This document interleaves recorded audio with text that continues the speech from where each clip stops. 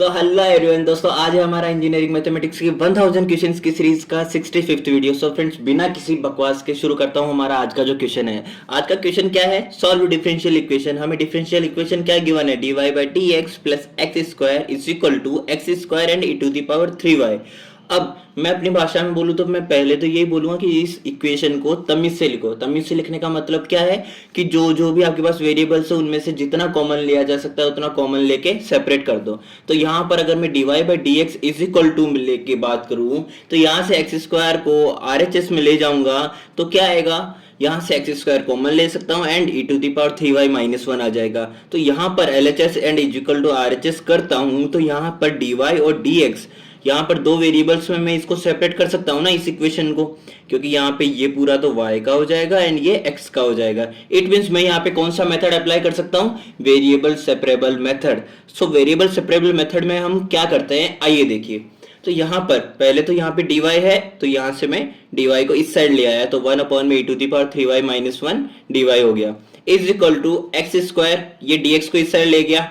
अब हमें क्या करना है? x एंड y की वैल्यूज निकालनी है तो इसको पहले यहाँ से dx एंड dy को एलिमिनेट करने के लिए पहले यहाँ पे बोथ साइड्स इंटीग्रेशन करना पड़ेगा। सो बोथ साइड्स इंटीग्रेशन करने के बाद देखिए हमको कैसे इंटीग्रेट करना है। अगर मैं LHS वाले टर्म की बात करूं तो यहाँ पर LHS में 1 अपॉन में e to the power 3y minus 1 को y के रेस्पेक्ट में इंटीग्रेट करना है। तो इसके लिए मैं ई टू दी पावर 3y को t पुट करूंगा and then both sides we are differentiating. तो हमारे पास में क्या आ जाएगा? ई टू दी पावर 3y का differentiation e to the power 3y and 3y का 3 dot dy is equal to dt। यहां से मैं dy की वैल्यू निकाल सकता हूं तो dy इज इक्वल टू क्या आ जाएगा? dt अपॉन में 3 ई टू दी पावर 3y। अब ई टू दी पावर 3y की वैल्यू हमने क्या मानी थी? t मानी थी। तो t इज इक्वल टू, यहाँ पे t की वैल्यू जब मैं पुट करूंगा तो dy is equal to dt upon में 3t आ जाएगा। ठीक है, आ गया यहाँ पे इतना। तो अब इस इक्वेशन को मैं यहाँ पे पुट करता हूँ तो देखिए यहाँ पे dy की जगह पे करूंगा तो dt अपॉन में 3t आ गया and e to the power 3y को मैंने माना था t, तो यहाँ पे t आ गया और माइनस 1 एज इट इज आ गया। अब इस इक्वेशन को मुझे क्या करना है? इस इक्वेशन को मुझे सिंप्लीफाई करना है। सिंप्लीफाई किसकी हेल्प से करेंगे? पार्शियल फ्रैक्शन मेथड की हेल्प से। आइए देखते हैं कैसे करते हैं, और अगर आपका मन माने तो करिएगा सपोर्ट, नहीं तो कोई दिक्कत नहीं है। ठीक है,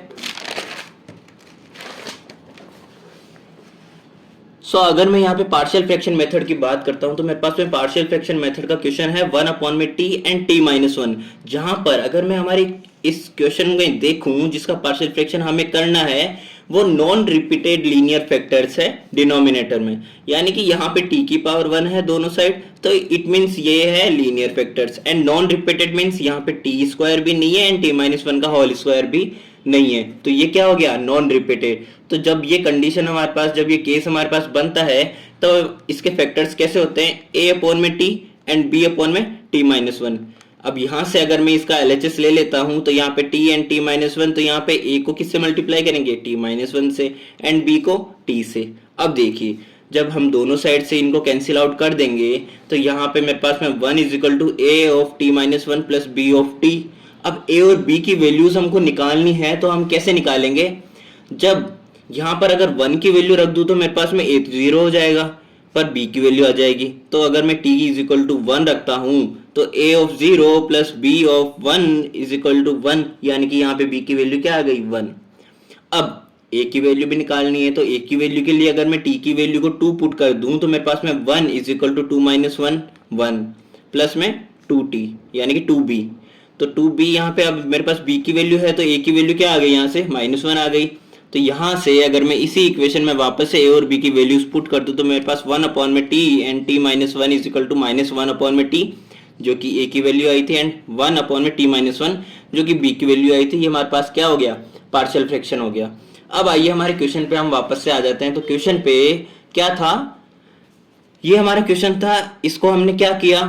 पार्शियल फ्रैक्शन मेथड, बट जो 3 था उस 3 को हम दोनों साइड वापस से ले आते हैं। ठीक है, यहाँ पे 3 नहीं था, मैंने मल्टीप्लाई से हटा दिया था। अब देखिए हमको दोनों को इंटीग्रेट करना है। So minus 1 upon 3 as a constant बाहर एंड 1 अपॉन t का क्या हो जाएगा? लॉग t हो जाएगा and 1 upon 3 as a constant बाहर and log of t minus 1 हो जाएगा इसका। अब देखिए यहाँ से अगर मैं t की वैल्यू जो मैंने कंसिडर की थी वो इसको वापस से लौटा देता हूं तो यहाँ पे e to the power 3y minus 1। अब क्योंकि यहाँ पे इसका बेस भी ई है एंड इसका बेस भी ई है और ये पावर है, तो मैं पावर को आगे ले जा सकता हूँ ना इसके। तो ये log बेस ई की वैल्यू क्या हो जाती है, 1 हो जाती है इसकी वैल्यू। तो ये तो हो जाएगा 1 एंड 3y आ जाएगा आगे। तो यहाँ से मेरे पास में 3 से 3 कैंसिल आउट हो जाएगा एंड माइनस ऑफ y बच जाएगा। एज इट इज अगर मैं यहाँ से देखूँ तो ये मेरा टर्म नीचे आ जाएगा एज इट इज। तो ये मेरा किसका हो गया, LHS का इंटीग्रेशन हो गया। अब मैं RHS वाले टर्म पे आ जाता हूँ। RHS वाले टर्म की अगर मैं बात करता हूँ तो यहाँ पे मेरे पास में integration of x square dx है, ठीक है। तो एक्स स्क्वायर का तो एक्स क्यूब बाई 3 हो गया and C as a constant आ गया, इंटीग्रेटिंग कॉन्स्टेंट। अब यहाँ पे देखिए हमको कैसे सॉल्व करना है। मैं y को इस साइड ले जाऊंगा, ठीक है। यहाँ से एलसीएम लिया तो 3y प्लस में 3c आ गया एंड 3 से 3 कैंसिल आउट हो गया। अब e to the power 3y minus 1, ये log इस साइड जाएगा तो क्या हो जाएगा, दोनों को पावर में ले जाएगा। बट पावर में अगर ये दोनों सम में है तो मैं इस फॉर्मूले से क्या लिख सकता हूँ, log बेस e प्लस में log बेस ई बी। तो यहाँ पे log base e a and b को मैं मल्टीप्लाई करके लिख सकता हूँ ना। तो यहाँ पे ये प्लस तो आएगा ही नहीं, यहाँ पर ये log बेस e, जब ये log इधर जाएगा तो exponential e to the power x cube plus में 3y and e to the power 3y। जो एक्सपोनेंशियल टर्म थे मेरे पास में, exponential term of x, exponential term of y, exponential of x plus y, ऐसे लिखते हैं ना हम। जैसे मैंने लॉगरिथम का बताया प्रॉपर्टी, उसी तरह से एक्सपोनेंशियल का ये प्रॉपर्टी होता है। तो एक्सपोनेंशियल की प्रॉपर्टी से मैं इन दोनों को अलग अलग करके लिख देता हूँ यहाँ पे, ठीक है। अब यहाँ से e to the power 3y minus 1 is equal to, मैं इस पूरे टर्म को क्या मान लेता हूँ, c1 मान लेता हूँ and e to the power x cube plus में 3y, यहाँ पे ये आ गया c1 और ये मेरी आ गई पूरी इक्वेशन का सॉल्यूशन, जहाँ पे मैंने c1 e to the power 3c माना है। तो ये था हमारा आज का सॉल्यूशन। मिलता है हमारे नेक्स्ट वीडियो में, बाय बाय।